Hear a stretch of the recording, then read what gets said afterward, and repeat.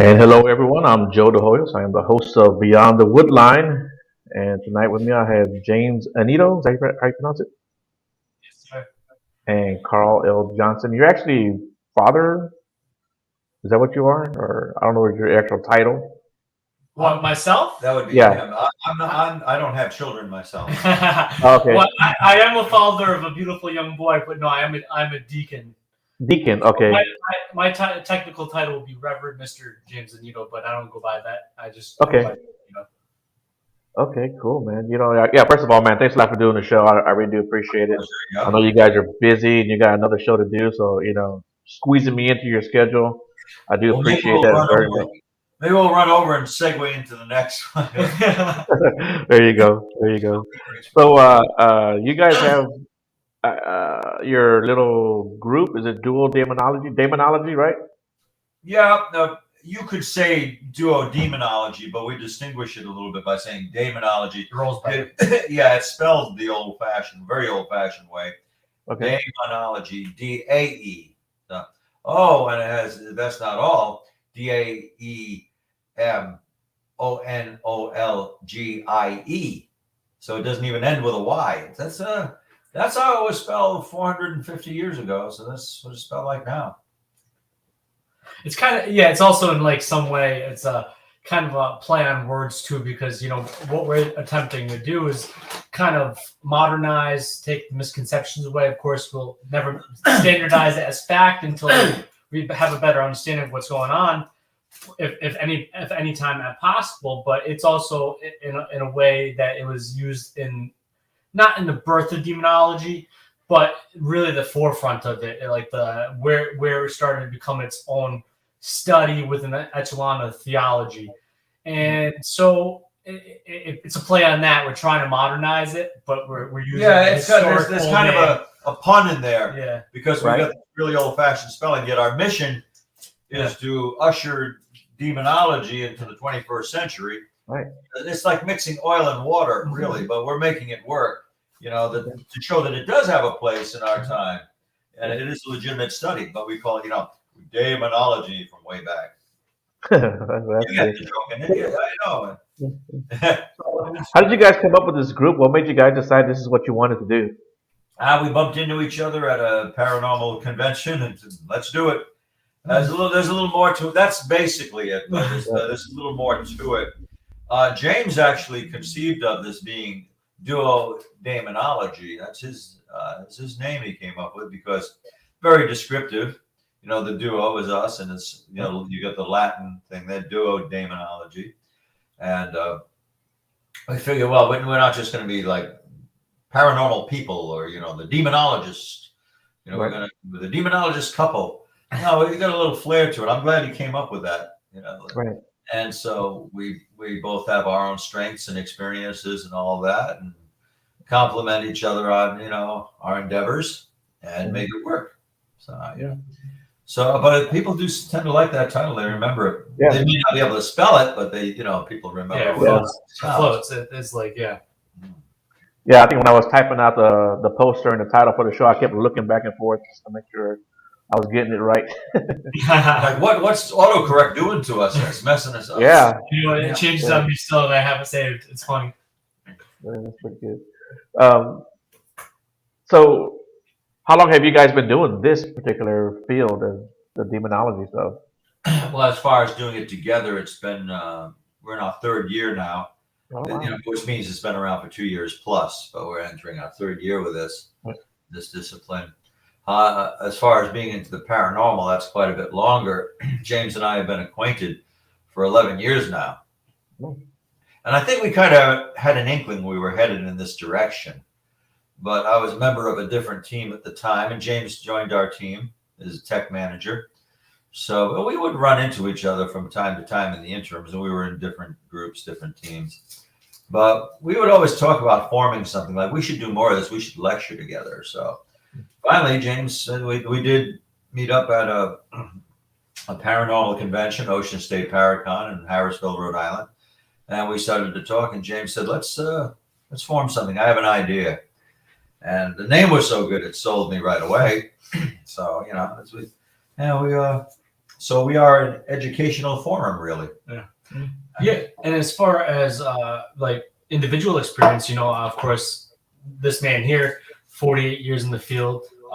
He has a long lineage of his connections. Of course, his case files. One of his first cases, his first case, it spawned an anthology of movies, and of course, myself, not as long as Carl with 48 years. It's to be respected.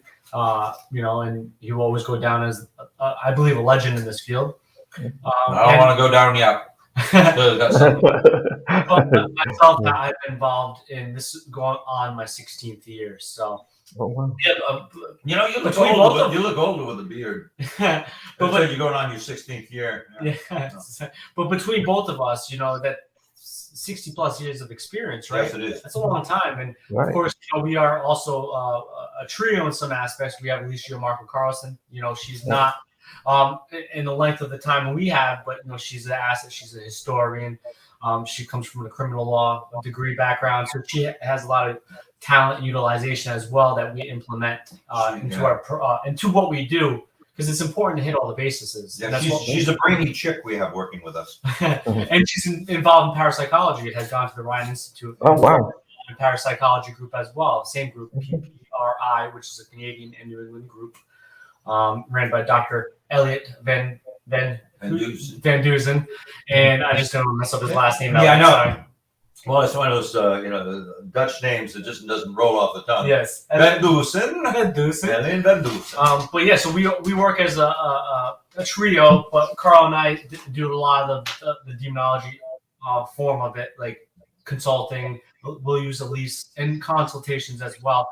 But Carl and her have their own group called Panorama Paranormal, where they do a lot of normal investigations, like nothing that would be coincide with malevolent or malicious or evil.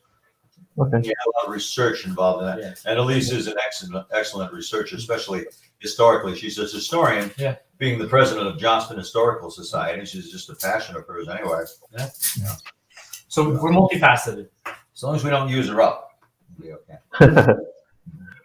So James, what was like your first validation, your first confirmation that there was something paranormal?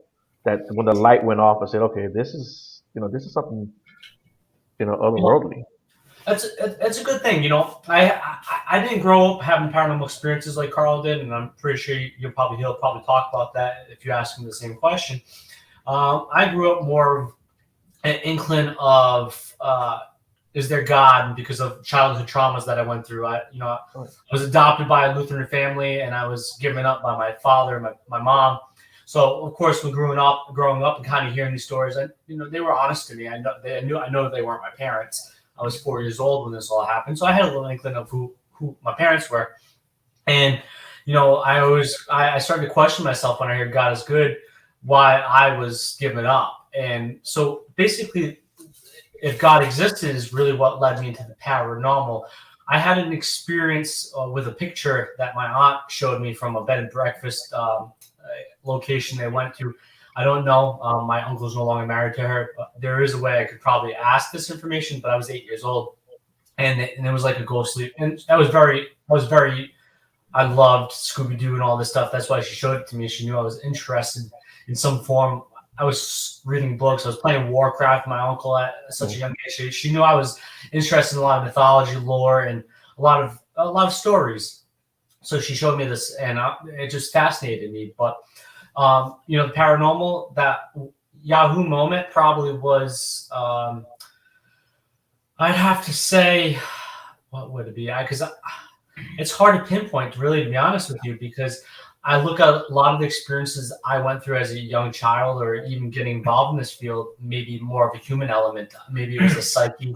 I look at it now, and I respect that maybe I fabricated a lot of these things purposely, like projected them because I wanted to experience them. And I understand shared hallucination and all that stuff now. But I would say the biggest defining moment is something that I have to deal with demonology. There's a case in Salem, Massachusetts. I call it like my first realization that demons did exist. And my first confirmation is, I would say, is my big changing moment, because that really confirmed to me that I do believe demons exist. and I didn't really necessarily believe in it until then. Like I was, of course, studying demonology, had worked with Carl previously, and was on doing my own thing. But I really had never come across that case that I could come to the conclusion and say this is demonic. Maybe negative and malevolent, but there's a difference between evil, non-corporeal entity and then a human spirit that was just a jerk or a pain in the butt in real life. Right. And I usually had came across. So I would say the case in Salem, Massachusetts, that was, I don't even know how many years ago, 9 years ago, 10 years ago now, which was a big defining moment for me. What about you, Carl? As far as demonology goes, what was your first realization that there was something out there demonic? Well, as far as ghosts and the paranormal and things that are unusual and inexplicable, I was raised in a haunted house. Doesn't mean things were happening every day, but enough that we knew something was, some presence was rooted in that house. But as far as demonic, well, it had always been a fascination of mine, but that started, I suppose, when I met Ed and Lorraine Warren at Rhode Island College. I first met them in April of 1972, but my personal encounter, my personal experience transpired just a few years later. I believe I was 21 years of age, and there was a situation in Providence, Rhode Island. My first time actually addressing a case by myself. And it turned out to be a case of full-blown demonic possession. The subject was a 14-year-old boy, and he was going under these fits where his personality would alter. And because even then I had a reputation as somebody who would plumb the dark side and would stand my ground in such situations, I was asked to stay overnight. I was acquainted with the family. And I'd actually lived in Puerto Rico for 4 months researching such anomalies, the cultural influence where these belief in spirits is embraced more than it is in our standard American culture, if there is an American culture. So I was asked to stay overnight and observe this boy, 14 years of age. His name was Lucas. And I was just wondering if it was a case of perhaps he had a form of epilepsy combined with dissociative identity disorder, split personality. So there's got to be something that explains it. Okay, I was staying overnight there, and I was reclining on a sofa adjacent to the boy's bedroom. This was on the 3rd floor in a tenement house in the west end of Providence. So about 1 a.m, I was nodding off. All of a sudden, I was awakened by an ear-splitting scream. I mean, I don't know how to describe it. It was as if somebody had set him on fire. That's how he was screaming. And I got up and fumbled for the wall switch, the light switch, and turned on the overhead light. And as I did so, I saw his bedroom door fling open, and his body was tossed out of the room. I mean, it was propelled out. It was as if he was flung out of that room. He was crouched in a fetal position, and his body was spinning like you wouldn't believe, and sweeping across the floor. You could hear whoosh, whoosh. He was being banged up against the wall with considerable force, propelled back and forth, and then he started to do this Spider-Man crawl on the wall. Like I said, I'm looking at this thing. What I'm seeing just can't be. It's impossible, but I'm watching it. I'm not sure I'm awake. At this point, some of his family came and they had been alerted by his screaming. And he did a backwards flip onto the couch where I was reclining, started to jump up and down, flapping his hands. And this deep guttural laughter issued from his throat. It was awful. Then he looked at me, right at me. His eyes were blazing. He just this face of hatred, he's wild. And he sprung at me. I caught him as he was jumping, and I tried to restrain him. He pushed me right off. I was my normal 200 pounds. And he just pushed me off. And then he came to himself, but he was panicked and crying and calling for his uncle Tony. And So they helped him downstairs to get away from his bedroom and all. And they asked me what we should do. What do you do? So we decided to arrange an expulsion, which is a minor form of exorcism. It's not the Roman Catholic rite of exorcism, Ritualis Romani. It's forcing out the invading presence, even if it's not called a demon. It's forcing it out. All cultures have some form of exorcism in it. So that was arranged for the following week, and what a horrendous scene that was. We were seated in a semicircle and offering prayers. Then, as we were starting, a makeshift altar was set up, and Lucas was on the left side of the altar, looking somewhat nervous, apprehensive. Then the floor shook.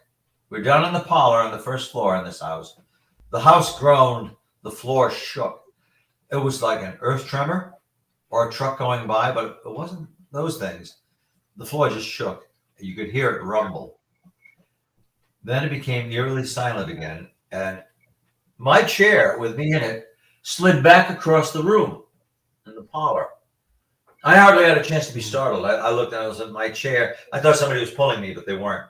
My chair went back across the room, just me. And then Lucas fell to the floor and started to writhe and moan, and was taken over by this other personality. So it required about an hour of continually commanding the spirit to leave. And they were following my lead. I seemed to know what I was doing, but I really didn't. I was thinking, I want to be anywhere but here.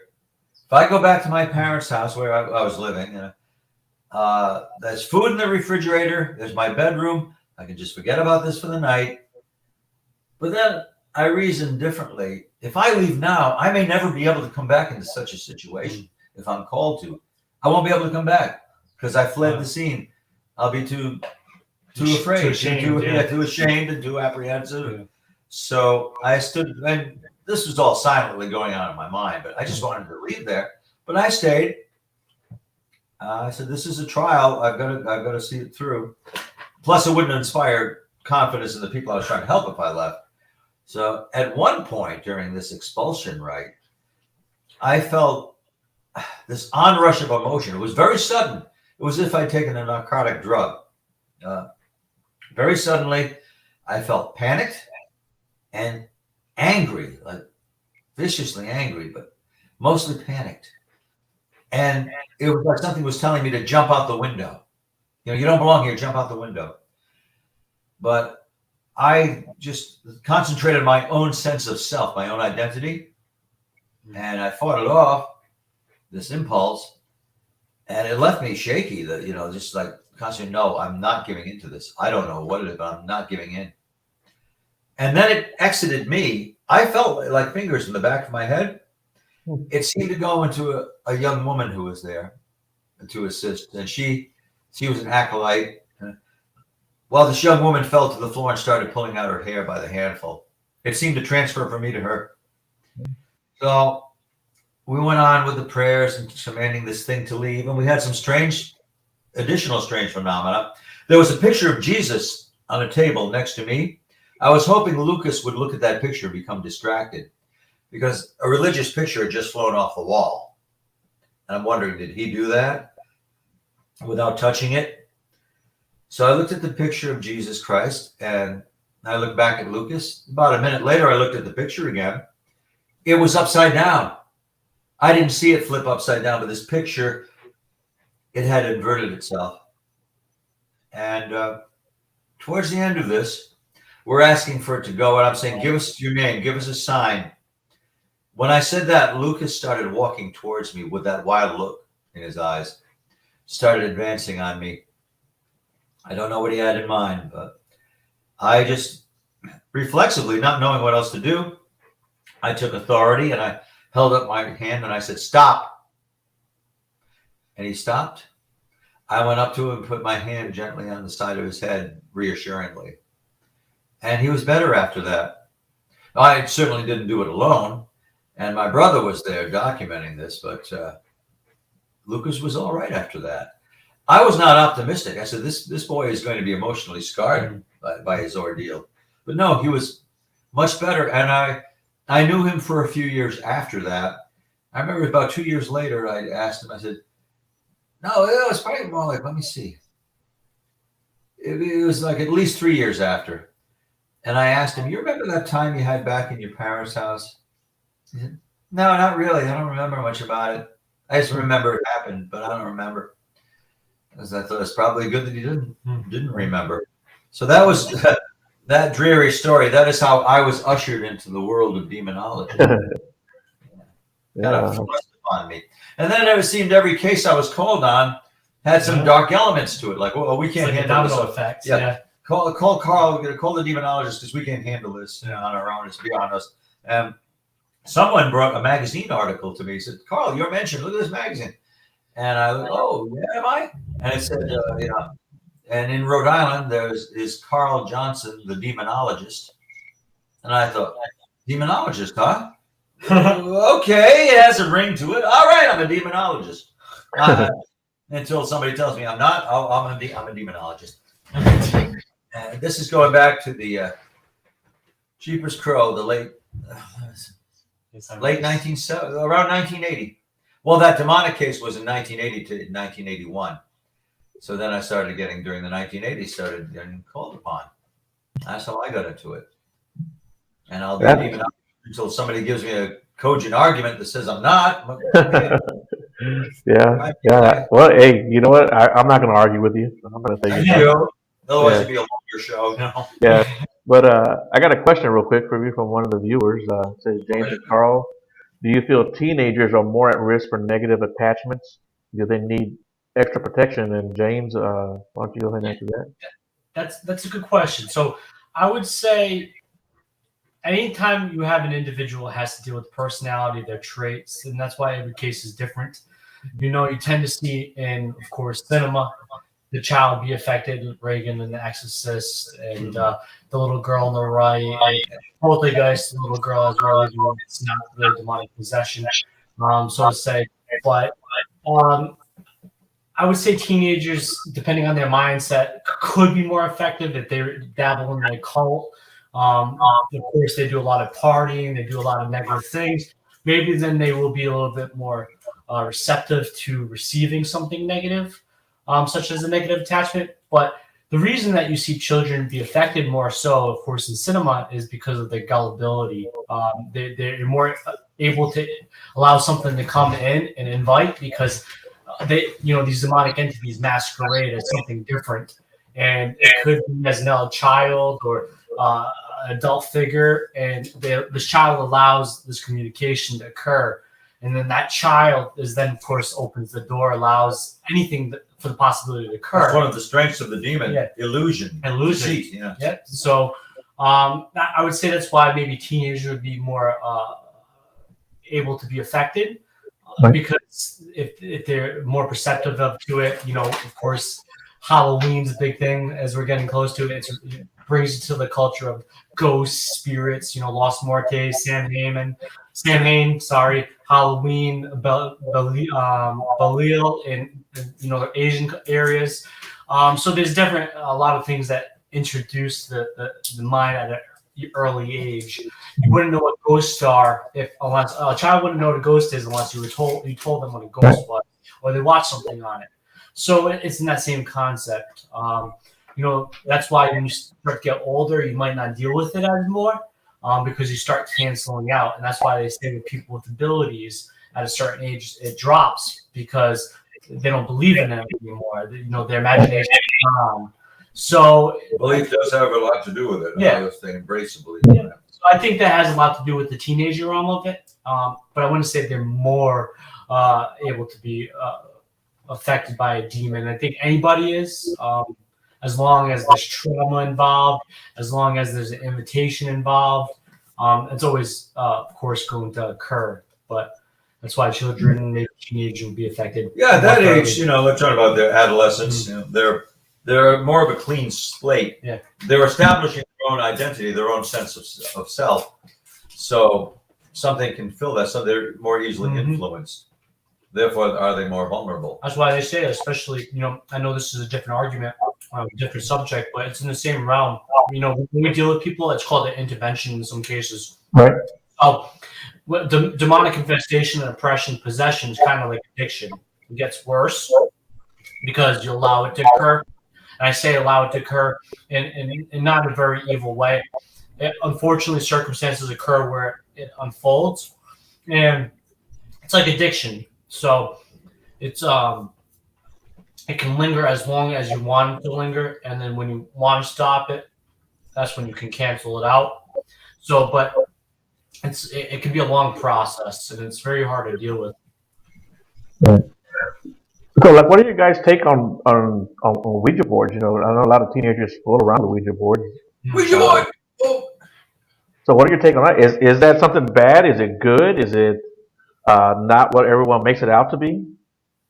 All of the above, really. All of the above. Okay. Just to start off, Ouija boards, spirit boards don't bother me at all. They just don't. Okay. I mean, as a demonologist, I'm supposed to the golden rule. First thing you know is stay away from the Ouija board. Well, of course, if someone is susceptible and impressionable, it's going to be a tool that leads to bad influences. I mean, it can potentially. The cautioning about Ouija boards is that you can call something in and you don't know what it is. It's like leaving your door open in a country if you're in a cabin. You might get a cute little fox come in, but how do you know the fox doesn't have rabies? It's kind of like that. Okay.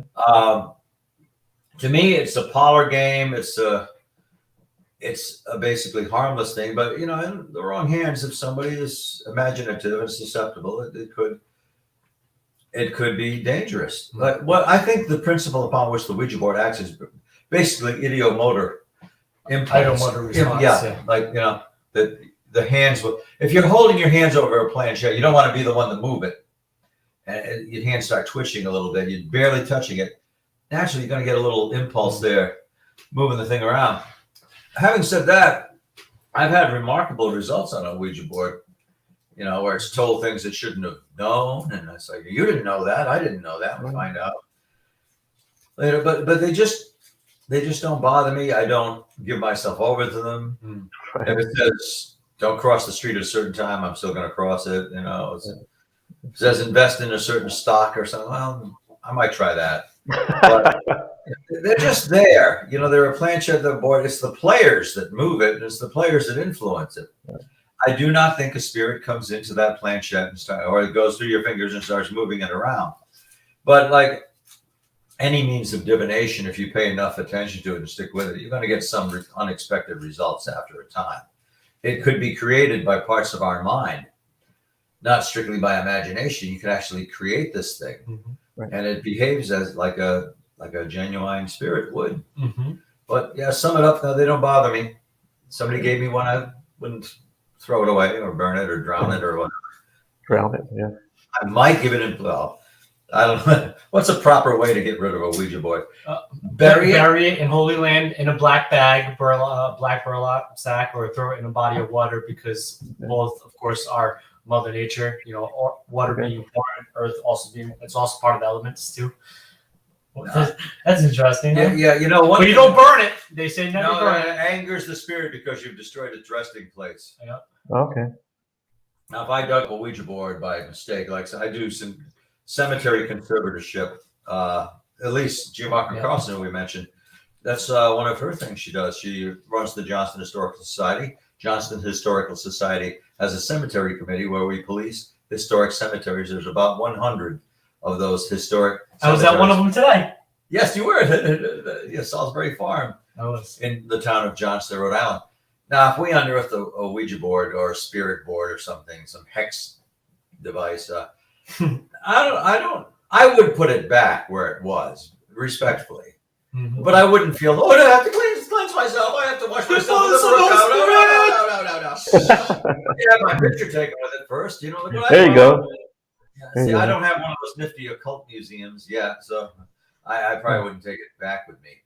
Isn't that funny how people that are always cautioning, like Ed and Lorraine Warren, John Zaffis, people caution about the paranormal and how there's a personality inherent in these objects. They've got a spirit in them. They're like Dybbuk's.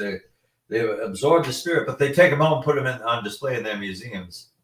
And in their house usually. They do just stick up. They do take precautions, and I think they keep the items out of people that maybe don't know how to have a different personality. Like you have to, when we're doing this kind of line of work, and I believe a lot of it is the human element. But even when you're dealing with humans, you have to have a certain personality, a certain way of perceiving and analyzing certain things or people. So you have to have a good faith, a good structure to yourself, have self-being to yourself, and it's important. So I think the people that do contain those items have that kind of self-being. Maybe they do it for the wrong reasons, who knows? But I think they do keep it out of people that maybe are amateurs or novices to these items. Wouldn't the fundamental caution be not to bring it into your house in the first place? But I think they they find these things, or they're given to them. They say, "This is too good." Well, they're not in their house. I'm letting this go. The Warren Museum's not a part. It's a shed, and then Zon Zappis has his items in the shed too. So they're not really on the property, which could still technically be bad, but. The War Museum, I have had the pleasure, they do bless it by clergymen and clerics of all kinds. And, I have had the pleasure to bless it. And bless the items there and bless the people coming to the museum. So they do take the precautions. So it's not like they're just like throwing people in there. And of course, it's shut down. So it's not like they have the public coming through anyway, most of the time. So. But still, I get Carl's point. I don't get the collecting phase of haunted objects. I think it's like I've always believed in the mantra, even though I'm at my house talking about the paranormal right now. But I've always believed in the mantra. Well, not always, but in my maturity state, that when you're in your maturity state, maturity state is that you leave work at work and you keep home at home. You separate the two and you keep it a relationship. So why are you going to bring something that you go out and search for and go help people and then bring it to your house? And it's kind of like, it's just crazy to me. Like you're not getting a separation. It's gonna create antagonism in your life. Yeah, I totally get that and understand that. Waldo, you mentioned taking precautions. What do you guys do to protect yourselves? And James, if you want to take that question first. With your mouth full. Carl, while I finish the candy. You want me to talk while you're finishing the candy? Please. It's making a prior commitment. I mean, one can prepare themselves with prayer, supplication to a higher power. Some people incorporate fasting, the purifying element. Okay. But at the very basics, I just make a prior resolution, a decision that I'm there. I'm going into a site for a forthright purpose. I mean well in so doing. I admit that I'm ignorant about all the mechanics of what will happen there, but I will go in backed by a belief that I'm doing the right thing and with no hubris. I'm like very humble about it. They think I'm some expert, like expert in the unknowable. And so I just decide that it's going to be a positive experience and I will help people if I can, but I will not be driven from there. And I'm there to learn. That's my primary purpose, even beyond helping people, is that I can be altruistic with my approach, but I'm really there to learn, to experience. Therefore, I'm motivated to go into these sites, these settings, these haunted places. Yeah, that's a good point, Carl. A tent is your best weapon if you go in there for the right reasons and you create a positivity, new thought theory of laws of attraction. You go in there with positivity, you're going to kind of attract that positivity and push away the negative. So that's a way to protect yourself. You emanate that positivity. Carl did envisions of oval egg shape around him. That's actually enhancing one's aura, which we do have. All objects do. Living ones have more, volatile auras, more transmutable. But I imagine an egg around me, and it's kind of shimmering and silvery, and nothing negative can penetrate it. Only the good and positive.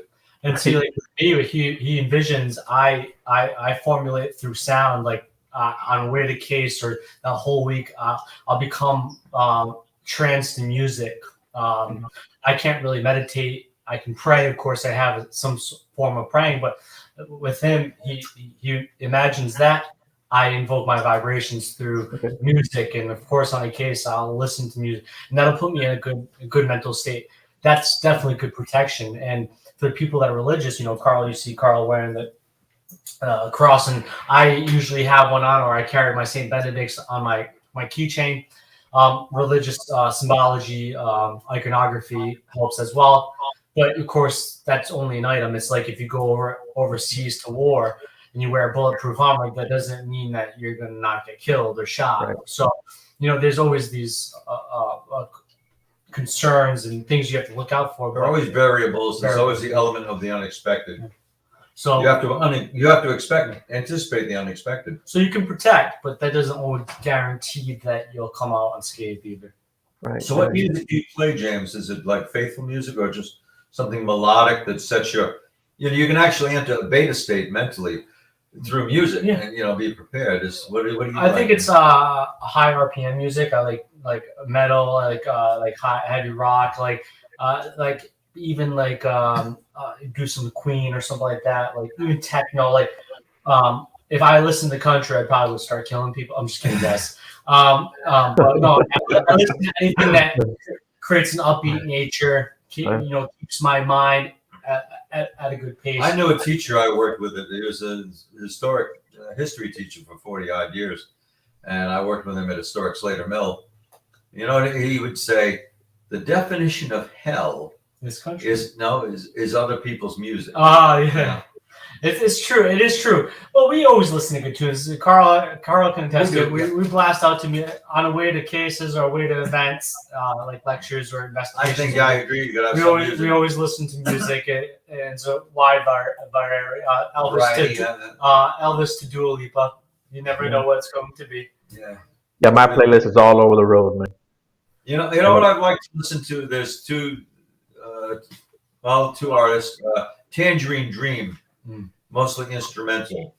They're a German group. They've been around for 40 plus years, and some of their tunes like Exit. You feel like you're in the mode, in that purpose. Ding ding ding, because they employ that form. It's actually rhythmic, and it affects your brain, your subconscious, and you hear that. It's kind of droning, but it's effective.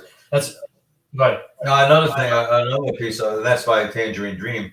But I'll also like to, if we're going into a case that seems really challenging, like a residential case, I'll listen to Isaac Hayes. I'll listen to the theme to Shaft. Okay. Okay. There you go. I like that. I'll get you. And it's not illogical to think about it. You think about warriors going to battle. In modern time, they go in with drums, or back in the Civil War days or Revolution, drums. Shamans, Native American cultures do drum circles. So it's a big piece of the puzzle, to be honest. That's pretty cool. So you guys, with all your experience and stuff like that, there's got to be cases that are tough for you guys to handle. Who do you guys call for help? So I am an ordained deacon, and I was ordained minister with the Church of Christ. So I have been connected to two different churches. One in seminary, one as a pastoral assistant originally. Even though I'm not connected to the Catholic Church anymore, I will still use them or utilize another specific church. I can do deliverances, and I can do certain things that maybe I never have to bring somebody else in. But for me, if I believe it's truly somebody that's under possession, of course, I am a Christian, and I believe the solemn rite of exorcism is one of the most powerful tools in my belief system. So I will call upon one of the dioceses that have an exorcist, or somebody that I know that's an exorcist. Of course, there's proper channels that need to be gone through. I, of course, need to get claim documentation. They need to go through a physician. They have to go see a psychologist or a psychiatrist for a psychological evaluation. So there's things that need to be kind of gathered before I just plop it over to the Catholic Church. So, but if I'm really over the boat, of course, Carl, if we're not working on the case directly at that point, but usually if it's really something high echelon, really possession being involved, then of course I bring the proper channels, and like the church, the exorcist, and of course, big thing, psychotherapists involved, because If you got a clinically trained counselor, Yep. then that's a plus. That's a kudo. So yeah, basically those people. How about you, Carl? I talked to my brother. Yeah. My brother's a man of strong faith, and his pastor at the Baptist church. Yeah, I do like to consult and get somebody else's take on things, and it's humbling too. Because I'm saying, gee, I thought I had a lot of answers. I guess I don't. Talk to me with a simple faith, and that prepares me more. Yeah, You're gonna have somebody to go to. Keith is a very smart man. We've worked together on many cases before, just like Carl and I have, and more so Keith and I have actually worked on those kind of cases together where certain things needed to be done. But yeah, Keith's a very fascinating man to talk about. Yes. Very full of knowledge, just like Carl is. My twin brother, Keith Johnson. So he's a good man to speak to as well. Plus, he consults with his pastor. Yeah, but I do want to point something out, because I'm very eclectic. Even though I'm Christian, I'm very eclectic. I definitely want to point out that even though I would go the Catholic route, there are other forms, like Carl said, of expulsion, exorcisms. And I know Carl would probably go this route. If I'm dealing with somebody of a certain faith, I will never pass my faith on them. I will never force it down their throat. I will reach out to somebody that is a part of their faith structure to invoke the necessary rituals to occur within their brain structure, because there is a form of psychotherapy involved with exorcisms, and a lot of people really don't want to talk about that because they want to jump to the supernatural. And it's so cool, but there's always a psychotherapy involvement to the exorcism and why it's being done. So you have to kind of conform to their belief structure. Unless they're willing to conform to yours and have full faith in it. Okay. So that has to be a piece of the puzzle as well. So that kind of brings up a kind of interesting question. Do demons conform to religion? You know what I'm saying? Are certain demons only for Christianity? Or can one demon jump wherever he wants to go? Carl's chewing right now, so I'll go to a quick answer, because I know Carl has a really good answer to this. I would say no. You got to remember, a lot of Christian ideology of demon comes from pagan beliefs or mythologies that have been passed down. Gods from Mesopotamia now are demons in Christian belief systems. So I would say no, they don't conform. But what they do conform to is the positive indication of people. I do believe in God, but how you invoke and how you are positive upon the structure you're dealing with is what occurs. What about you, Carl? Well, given the premise that the demon does exist in a form that we can quasi understand, it's a malevolent entity, I think it would exist and have the ability to morph into the culture of the people who are being invaded. But you got the substrate of what we would call a demon. It has personality. It's something of poltergeist on steroids, you might say. One of my definitions of a demon is a poltergeist with a really lousy attitude. And that can morph, that can adapt. Like liquid filling a container, it takes on the shape of that container. So it may not be of Hindi origin or Occidental culture, Western culture, like The Exorcist. It may not be like, old world, like Catholic, the formation of the church and the Kabbalah, ancient Hebrew. It just is. And it will adapt to its environment. It will become, for that culture, it will become that endemic demon. And it will play off that symbology. That's the craziest thing. It will play off that symbology. Even if it is human generated, how the projection, how these things are able to, even though it is the brain structure that would, of course, create this projection, this poltergeist or this psychokinetic force. It's still fascinating how eventually it could also gain its own intelligence, and it does, and that's when it starts to kind of unravel, where it kind of separates at some points from the human. And I believe that's what you would call transient possession. Like, maybe does it disappear from the consciousness, or is it still able to linger and then attack? So it's always fascinating to look at the human element to it. But yeah, like Carl said, it's fascinating stuff. So like my next question was going to be like, what advice would you give someone who wants to get into this field? And I want you to answer that, James, because you paired up with Carl, someone who had experience. But what would you say to someone who was just coming into this and they didn't have a Carl at their side?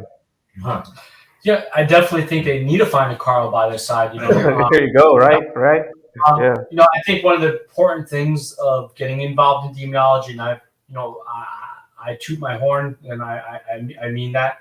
I had the pleasure to work with some of the greats: Carl, Keith, John, Ralph, Dave Considine, Leon Wilkes, Jeremy Leonard. I've been able to work with a plethora of people that are highly regarded as respected demonologists, either by the churches or by fellow men. Of course, Nathaniel Gillis, Sean Austin, I have to name them as well, Mike Salerno. But I've had the pleasure with work with a lot of people, and Carl has as well.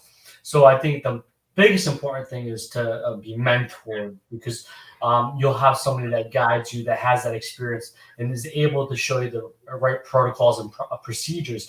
Yes, we all come from maybe a different theological perspective or belief system, but it doesn't mean that you can't learn from that person and implement it into what you utilize and do. So mentorship is important. But if you feel like it is something for fortune and fame, we're not millionaires over here, and we do it for the love of it. No, we're not. We do it for He's not telling me if he's got something to wear. but we do it for the love of it, and you have to have that. You don't want to experience demons.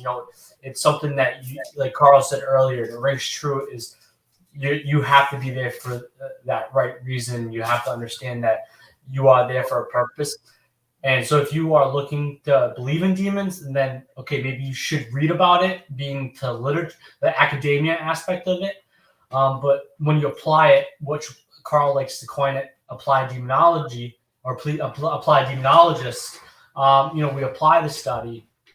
That's a whole different kind of there's wheelhouse. To distinguish it, there's academic demonology, where somebody just makes a study of. Somebody like that is also a thonicist, somebody who studies underworld spirits and gods and the old myths. An applied demonologist is somebody who is consulted, maybe goes out into the field now and again, but actually communicates with people about this situation. Yeah. So we try to incorporate the best of both academic demonology and applied demonology. Yeah. So you have to understand where you want to be. And of course, when you get to the applied demonology aspect, I know Carl is not necessarily a minister. Keith is, of course, and a few other people that are involved have some background in it. I'm a deacon, of course, and you get into the ministry aspect of it, and there's a formula of kind of like a forming of the two when you get into the field aspect of it.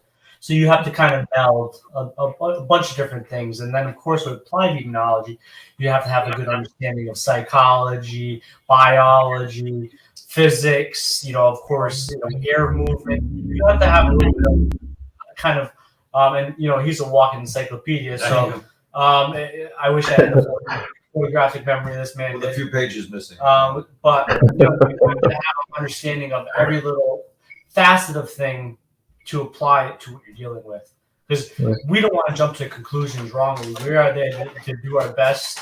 The individual, give them the best help we can get them or give them, and we don't want to give them the wrong advice. Yeah, good answer.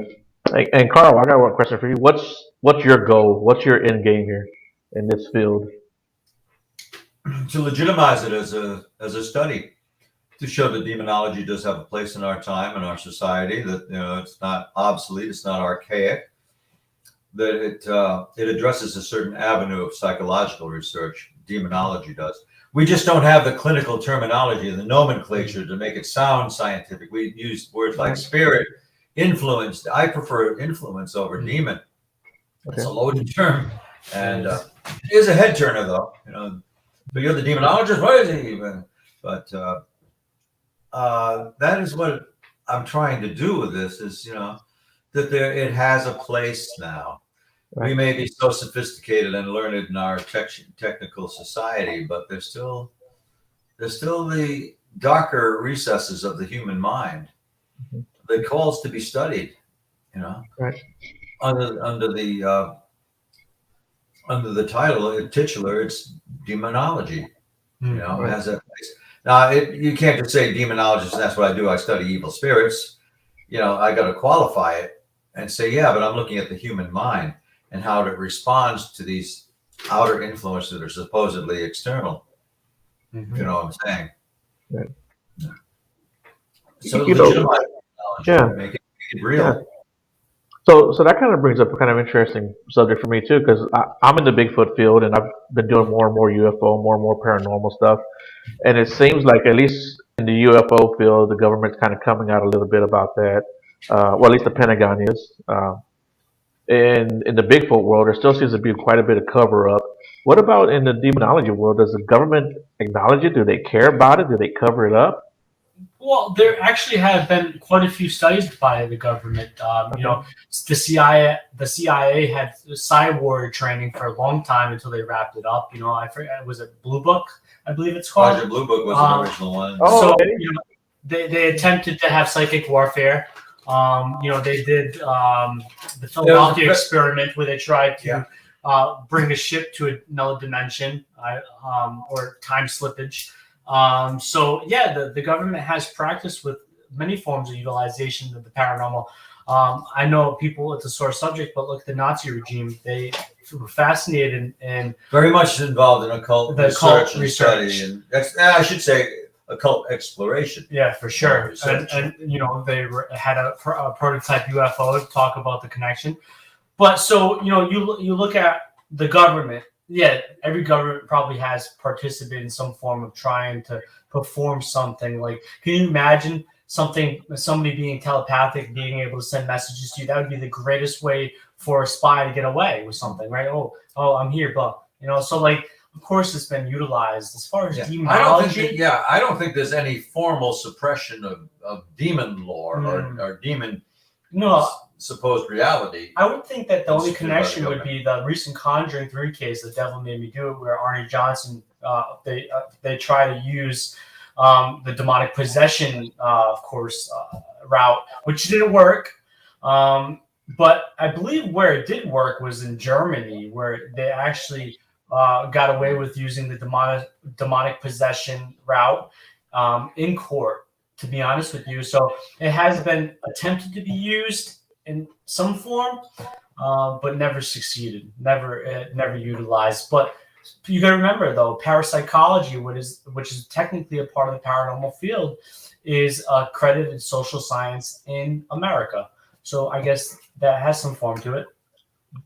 Well, that case where the Warrens were actually, Ed Warren was testifying on behalf of Arnie Johnson that the young man was under demonic influence. That was, you might say that was laughed out of court. They admitted it because, you know, they had to hear all sides and it was one more take, but I don't think besides Ed and Lorraine themselves, and the people they were assisting, I don't think it was taken that seriously. Which is crazy, though. Like, if you really play devil's advocate, you swear upon God, you put your hand on the Bible to swear upon a court. Right. Like, you can utilize that, but why can't you utilize the evil nature? Like, good and evil has been around since Epicurus created the idea of theodicy with karma and good and evil, and of course has been around before that in some other conceptions. But why can't that be kind of relatable? Like, you know, and it's always fascinating me because I love music once again. But Diary of a Madman by Gravediggers is it's a very fascinating song. But you have a playlist while we're talking. But it really is a standpoint, and as for a show that is more modern, and I don't think it's on the air anymore, but the show, the consultant was Ralph Sarchi for the show, and the show was Evil, which is a fascinating show, which takes kind of the realm of a psychologist being on board. It's an interesting show. They might read it. We don't know yet. Which enables you to think, and she does come up with a lot of clinical interpretations of what's going on, and it's very fascinating to see how, you know, the story unrolls. She's a court a trained court psychologist is their profession. Yep, and then eventually kind of rolls down the hill where, okay, these things are occurring in a certain way. So it's a very fascinating show. Watch the show Evil, and the interpretation between psychology and demonology and how it's utilized. It should be two different fields altogether, but they can be incorporated. They can work together. Like we want to consult a clinical, psychologically trained clinician. Well, if you think about it too, not to linger on the subject too long, but it's very fascinating. This subject could be talked about, probably this specific topic can be talked about thousands of hours, but the father of medicine, which a lot of doctors, medical doctors, psychologists have to do a paper on Hippocrates, and even Hippocrates, the father of medicine of ancient Greek times, would perform exorcisms on people as a form of psychotherapy. So there's been a mixture of it for a long time between medicine, natural science, or physical science, and the spiritual realm. Yep. Well, guys, we're coming up at the end of our hour here. What advice would you give people, real quick, who are probably going through some demonic stuff, or they're not sure? What would you recommend that they do? Don't go into it to see something. Don't go into it to see the ghost, because you're going to be very disappointed quickly. It's not a glamorous field, especially not when it comes to demonology. There's a lot of research. There's a lot of analyzing evidence. Don't get into it for the thrill of it. Get into it for discovery, but not for excitement. There will be you may have some outstanding moments, as if I could tell my case histories and say, wow, what a fascinating thing you've done. No, those are moments, and they didn't seem too fascinating. Well, they were interesting at the time, also foreboding. So get into it for for your own self-edification, to learn. And if you want to reach out to us after this, of course, we have our website, and we have a weekly podcast as well that hasn't become so weekly lately. We will be back October 28th talking about mediumship, of course, a few days before Halloween, where the veil is supposed to be finished. The veil between there you go. But we also have a podcast that can be found on YouTube, Duo Daemonology. You research that, or you go to demonology.org, DEMONOLOGY. That's the standard way. That's our website handle. And you can find out and reach us that way. If you have any questions about demonology, Carl or I or Elise will connect to you, and we'll answer your questions as best as we can, or help you, of course. And maybe we'll talk a little bit about Bigfoot hunting when we which we both love. Good, yeah. Well, man, there was so much I wanted to touch on with you guys today. I wanted to mention Bigfoot, but we didn't have time.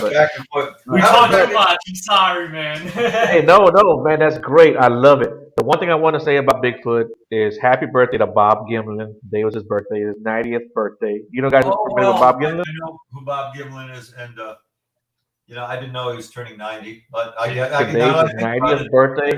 I had the opportunity to meet him 2 years ago, face to face, and man, he's a marvelous gentleman. Just a class act. Yes, wow. So, happy birthday, Bob! And thanks a lot for you guys for joining, and everyone in the chat room. Thanks a lot. I appreciate it. Thank you. We will see you. I got a show Thursday. I don't remember who's on, but we got a show Thursday night. And all that good stuff. Yeah. All right, guys. Have a good night. Joyous Samhain. Yes.